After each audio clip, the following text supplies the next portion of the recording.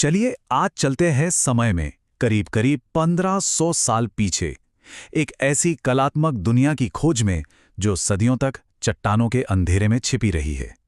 ये कहानी है बाघ गुफाओं की बेमिसाल कला की। जब भी भारत की प्राचीन गुफा कला की बात होती है तो देखिए सबसे पहले दिमाग में क्या आता है? अजंता, है ना? पर सवाल यह है कि क्या अजंता के दौर में कोई और भी कला परंपरा थी जो उतनी ही शानदार, उतनी ही बेमिसाल थी? तो जवाब है हाँ, बिल्कुल थी। और वो जगह है बाघ गुफाएं।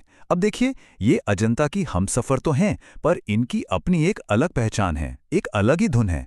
तो आज हम इसी अनोखी कला को समझने की कोशिश करने वाले हैं। तो सबसे पहले चलिए इन गुफाओं से जरा ठीक से मिलते हैं। मतलब ये हैं कहाँ और इनकी कहानी शुरू कहाँ से होती है? तो ये गुफाएं हमें ले चलती हैं मध्य प्रदेश के धार जिले में। वहां विंध्य की पहाड़ियों के बीच से एक नदी बहती है, बाघिनी नदी। और बस इसी नदी के किनारे बलुआ पत्थर की चट्टानों को तराशकर ये गुफाएं बनाई गई थीं। और जानते हैं कितनी? पूरी 9 गुफाएं। एक दो नहीं, पूरी 9। सोचिए, ये बात है आज से लगभग 1500 साल पहले की, यानी 5वीं 6ठी शताब्दी की। ये वो दौर था जिसे भारतीय कला का स्वर्ण युग यानी गुप्त काल भी कहते हैं। और फिर कमाल की बात यह है कि सदियों तक ये कला दुनिया की नजरों से छिपी रही, गायब ही हो गई थी एक तरह से। फिर जाकर 1818 में एक लेफ्टिनेंट डेंजरफील्ड ने इन्हें फिर से खोज निकाला। क्या कहानी है! अच्छा, पर एक सवाल तो मन में आता है कि इतनी मेहनत से ये गुफाएं बनाई क्यों गईं? क्या ये सिर्फ एक आर्ट गैलरी थी? जी नहीं, इनका मकसद इससे कहीं ज्यादा गहरा था। देखिए, ये असल में बौद्ध विहार थे।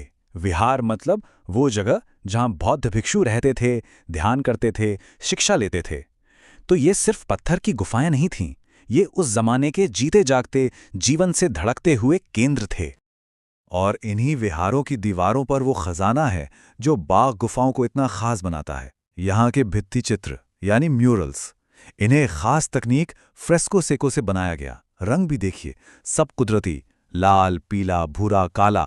और मजे की बात यह है कि इन चित्रों में सिर्फ बौद्ध धर्म की कहानियां नहीं हैं, बल्कि उस जमाने के राज दरबार की रौनक, संगीत और नृत्य की थिरकन भी कैद है। अब यहां पर अजंता से तुलना तो बनती है ना?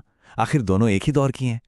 पर बाघ की कला की अपनी एक अलग ही लय है, एक अलग आत्मा है।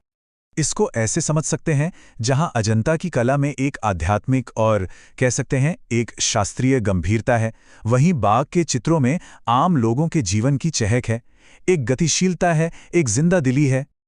तो ये फर्क साफ दिखता है ना? अजंता की शैली ज्यादा क्लासिकल, ज्यादा आध्यात्मिक है, वहीं बाघ की कला वो ज्यादा सजावटी है, लोक जीवन के रंगों से भरी हुई है। इसमें एक डायनामिज्म है, एक मूवमेंट है। ऐसा लगता है मानो बाघ की कला धर्म के साथ साथ आम जिंदगी का भी एक जश्न मना रही हो। तो चलिए अब एक छोटा सा टूर करते हैं इन गुफाओं का। देखते हैं कि दीवारों पर कौन सी कहानियां आज भी सांस ले रही हैं। तो सबसे पहले है गुफा नंबर 1। यहां कोई कहानी नहीं मिलेगी, बल्कि दीवारों पर फूलों और तरह तरह के ज्यामितीय डिजाइनों की बहुत ही खूबसूरत सजावट देखने को मिलती है। और अब आते हैं इस पूरे कॉम्प्लेक्स के दिल पर, यानी गुफा नंबर 2। सच कहूं तो इसे बाघ गुफाओं का क्राउन ज्वेल कहना बिल्कुल भी गलत नहीं होगा। क्यों? क्योंकि सबसे बेहतरीन, सबसे शानदार चित्र यहीं पर हैं। इस गुफा की दीवारों पर एक तरफ तो बोधिसत्व की शांत और सौम्य आकृतियां हैं, तो दूसरी ही तरफ राजदरबार के जीवंत दृश्य भी हैं। आप देख सकते हैं कि शाही लोग अपनी पूरी शानो शौकत में हैं। और हां, नाच गाने के दृश्य, वो उस दौर के समाज की एक क्या ही खूबसूरत झलक देते हैं। इसके बाद जो अगली अहम गुफा है वो है नंबर 4। इसे रंग महल भी कहते हैं। और क्या खूब नाम है! ये नाम बिल्कुल सही बैठता है, क्योंकि यहाँ की दीवारों पर नाच और संगीत के दृश्यों की जैसे भरमार है।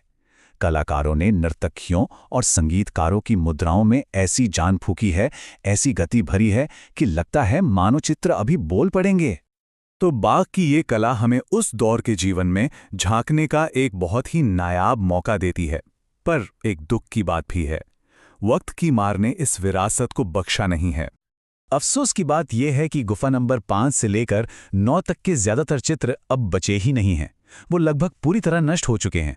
दीवालों पर बस रंगों के कुछ निशान बाकी हैं जो हमें याद दिलाते हैं कि ये अनमोल कला कितनी नाजुक है, कितनी फ्रेजाइल है।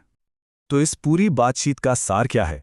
अगर बाघ गुफाओं को याद रखना हो तो बस ये 2 बातें ध्यान में रखनी है। पहली, गुफा नंबर 3 जो अपने बोधिसत्व और राज दरबार के दृश्यों के लिए मशहूर है, और दूसरी गुफा नंबर 4 जो अपनी नाच गाने की महफिल के लिए जानी जाती है। और आखिर में एक सवाल जो सोचने पर मजबूर करता है। 1500 साल बाद जब हम इन फीके पड़ते रंगों को देखते हैं तो ये कला हमें उस समाज और उनकी जिंदगी के बारे में आखिर क्या बताती है?